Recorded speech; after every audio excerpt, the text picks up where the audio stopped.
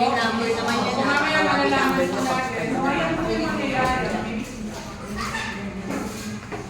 So, ano po ba ang HPV?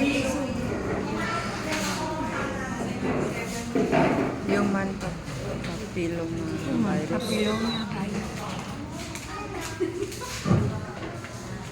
po yung outline. Yung mga i-discuss lang po. Actually, ito lang po yan. Sa 6th slide lang. Kung paano po siya may iwasan. So, ano po yung HPV? So, ito po ay acronym ng Human Papilloma Virus. So, yung papilloma virus po, meron po yung 100 na ulit. So, 30 to 45 po, yung po yung nakaka-apekto sa hari ng babae at lalaki. So, genital HPV, yan po yung nakakawang infection, saan po ba siya nakukuha? Pag-ipagtali or sexual contact, hindi po siya sa ibang bagay pa nakukuha. So, ayan po siya. Pag hindi po na-treat, katulad nga po ng ginagawa, hindi natin nakita, hindi po kayo nakakapag-smear. Hindi nyo alam na meron ako pala kayo HPV infection. In 10 to 15 years, pwede po siyang mag-lead into cervical cancer. So, ganun katagal. Kasi nga po, yung mga paakaling mag-HPV, yung mga sexual acts. Kaya po, bago po humingi yung ating. So, paano po ba malalaman kung may HPV infection? So, ito po yung itsura ng genital wart, yung pulugo. So, alam niyo naman po ito yung sa ating labia. Ito po yung sa may vagina, sa cervix, sa may puwet, sa penis ng lalaki, pati po sa bibig at lalamunan. So, yan po ang itsura. So far, hindi naman po yata natin sinisigat, no? Hindi ba kayo naglalagay ng salamin, no?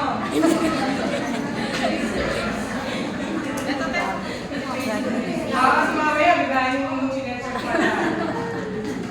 Ang problema po kasi, wala siya. So, advisable po talaga, once a year, nagpapa-pap-smear. Sino po yung mga nagpapa-implant? Lalo na po pag nagpapag-implant. Dapat po talaga ay nagpapag-smear. So, ito po yung symptoms. So, syempre kung warts, pulubog, maliliit, may makakapa. Na maliliit, magagaspal na pupol o pantay. Pag pre-cancerous na pantay sa pwede ng madrid, yan po, wala po siyang symptoms. Usually ng mga cancer, pag natin ang symptoms niyan, pag dumating na lang 4th stage, stage 4. Doon na siya lumalabas, yung mga signs and symptoms. Pero during the stage 1, 2, walas wala kang nararamdaman. Cervical cancer o cancer sa pwede ng matres, so nandiyan po yung spotting, nandiyan po yung pagdulog, bleeding, mabahong tulo o discharge, sakit sa pag-ihip o pagdulog. Yan, pag nararamdaman na yan, dahil po lumalabas yung sinasabi ko nga po, dito walang sintomas, dito nagkakaroon. So, laging prevention is better than cure. So, kahit walang nararamdaman, dapat papacheck ng pap-smear. So, ito lang po yung female genital tract natin. So, ayan yung tsura ng normal.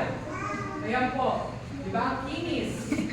Ito lang po siya pag may cancer, cervical cancer. Yan po yung itsura niya. So, yan po naman. Kita yung difference, no? So, yung mga test po na para dyan, so sa cervical cancer na po yung gagawin, pap smear. Meron din po tayong visual inspection with acetic acid. Kaya mamaya lahat po tayo, mga masin. O, lahat po tayo mamaya ay makasi. Ito po wala po tayo dito, HPV DNA test. So, penile and renal cancer, so wala rin po siyang recommendation. Oral and throat cancer, wala rin po ang routine test po na ginagawa. So, cervical cancer lang po tayo, pero po. So, So yun nga po sabi ko kanina, better to prevent early than screen late. So kahit walang nararamdaman, dapat talaga every year tayo mga babae ay nagpapa-pamper. Lalo na po, sexuality, nagpapamilitary. Bakit po kailangan iwasan ang infection na ito? So, yung HPV, yung mga iba pa po siyang dinudulog. So, yun nga po, yung kanina, yung oropharyngeal cancer. So, kasama na din po dyan yung paulit-ulit na respiratory papillomatosis, cervical cancer, vulvar vaginal cancer, penile cancer, anal cancer, low-grade dysplasia sa genital. So, lahat ng cancer na related sa HPV. So, ayan po yung mga sakit ng dulo ng HPV. So, ayaw nyo talaga ng salita lang. Gusto nyo na email para makita nyo talaga. So, ito po yung cervical cancer. Yung kanina yung pinakita nyo na genital warts. Ito yung sa anal. So, ayan yung butas kasi para siyang may kulo-kulubot. Tapos ano na siya. Kasi ito yung vaginal cancer po. Ayan yung itsura. Diba? Alam niyo ba yung itsura ng pimple? No? Diba? Kala ko mga mamaya, hindi nyo alam ang mga itsura. So, ayan naman yung sa cervix. Yung cervical, yung cancer na siya. Ayan. So, ito rin yung pinaka-pisngi. Ayan, nandun na siya. Ito na yung pinakain ng cancer. Mga parts. So, diba pag natin? Bukid sa ganyan. Ito po. So, sabi ko nga, cervical cancer ng Philippines, ito po nung datos pa noong 2018. Second leading. Ano yung first? Breast cancer. So, dapat kung hindi ba we self-exam. 5 days before and 5 days after na. So, sabi nga po dito, 7,100 kaya, walang sex. Pag inalabit niya asawa, talikod. Parang ganyan ang mga tsaka talikod. So, being careful, condom. Siyempre, kailangan magpakonsulta. Vaccination. Pero yung vaccination talaga, advisable namin 9 to 14 years old.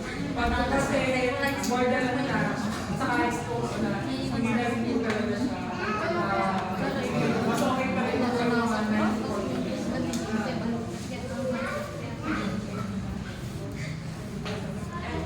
Sabi nga po, wala siyang sintomas. So, ginagamit na po natin prevention. Ang prevention po, palagi, itong mga test. So, yun lang po yung ating lecture. May natutunan po ba? Yes po. Yung mga question, wala naman kumuti naman kasi unang magtatanong kayo. Hindi po. Wala naman tanong? Okay po. So, magpapacheck up? So, yung mga first time po, huwag po kayong matakot dahil magaling naman po yung ating mag-a-assist po sa inyo. So, thank you po.